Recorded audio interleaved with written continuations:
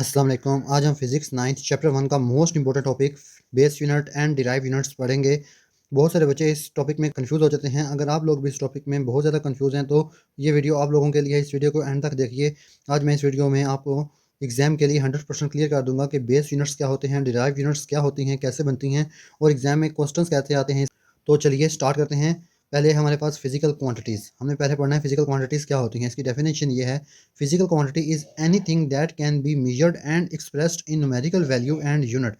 कि कोई भी ऐसी चीज़ उसको बोलेंगे फिजिकल क्वांटिटी, अगर उसको मेजर किया जा सके, उसको नंबर में लिखा जा सके, फिर उसका यूनिट भी हो। अगर ये तीन चीज़ें किसी भी चीज़ की हैं उसको बोलेंगे फिजिकल क्वांटिटी। उसको क्या बोलेंगे? Physical quantity. एग्जाम्पल से इसको समझते हैं। फॉर एग्जाम्पल हमारे पास ये 20 किलोमीटर 12 kg और 5 सेकंड है। ये किलोमीटर हम किस में, किलोमीटर किसका है हमारे पास? डिस्टेंस को हम मेजर करते हैं किलोमीटर में, मैथ को मेजर करते हैं केजी में, टाइम को मेजर करते हैं सेकंड में।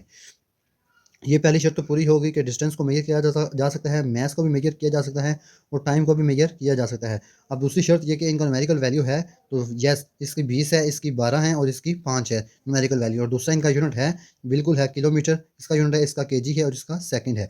सो ये तो पूरा हो गया कि इनके न्यूमेरिकल वैल्यू भी हैं, इनका यूनिट भी है और इनको मेजर भी किया जा सकता है। So these are physical quantities, these are physical quantities. I hope आप लोगों को ये फिजिकल क्वांटिटी क्लियर हो गया होगा।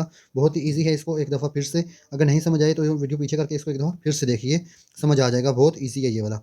नेक्स्ट हम चलते हैं types of physical quantity. Types of physical quantity, there are two types of physical quantity, scalar quantity and vector quantity.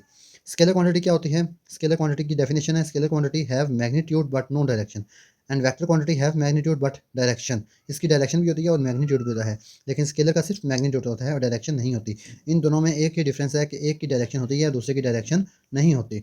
Example से समझते हैं। For example distance 5 kilometre. हम जब बोलते हैं कि यहाँ से वहाँ तक का फासला 5 किलोमीटर है, तो वो हम सिर्फ फासला बताते हैं, हम उसका डायरेक्शन नहीं बताते। लेकिन जब हम बताते हैं डायरेक्शन कि वेस्ट की तरफ 10 मीटर या वेस्ट की तरफ 50 किलोमीटर जाना है हमने, तो उसको बोलेंगे वेक्टर क्वांटिटी। उसको क्या बोलेंगे? Vector quantity. इसी तरह हम जब बताते हैं टाइम 2 घंटे है, हम क्या बताते हैं? टाइम 2 घंटे है सिर्फ, तो वो क्या होता है? डायरेक्शन तो नहीं बताई हमने कुछ भी, कितने बजे तक नहीं, ये वो।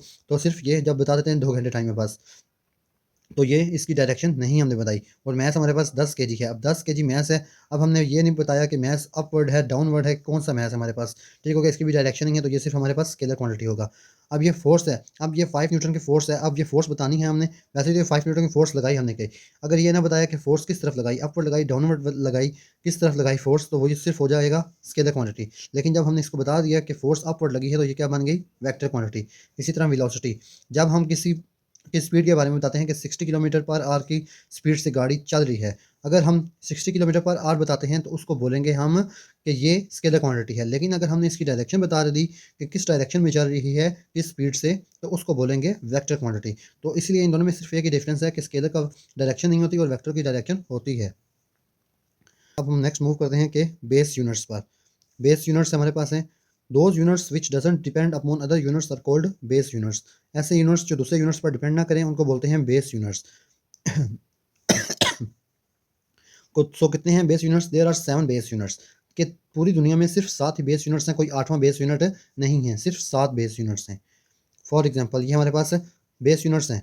इनकी बेस यूनिट्स कौन कौन से हैं? मैस है, लेंथ है, टाइम है, electric current, temperature, amount of substance and luminous intensity. ये हमारे पास 7 बेस यूनिट्स हैं। इनके अलावा 8वां बेस यूनिट नहीं है, सिर्फ यही 7 बेस यूनिट्स हैं, फंडामेंटल यूनिट्स। अब इनके ऐसा यूनिट्स भी यहाँ गए, हम ऐसा यूनिट्स भी पढ़ लेते हैं कि मैथ्स को किस में मेजर करते हैं? केजी में, लेंथ को मीटर में, टाइम को सेकंड में, करंट को एम्पेयर में, टेम्परेचर को केल्विन में, अमाउंट ऑफ सब्सटेंस को मोल में एंड इंटेंसिटी को कैंडेला में।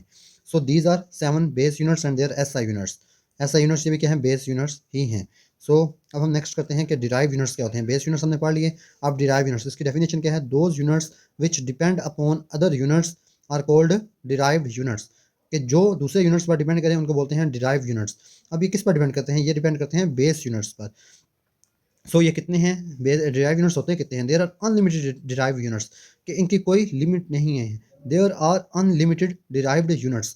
इनकी कोई लिमिट नहीं है, ये अनलिमिटेड होते हैं डिराइव यूनिट्स। अब देखते हैं कि डिराइव यूनिट्स कैसे बनते हैं।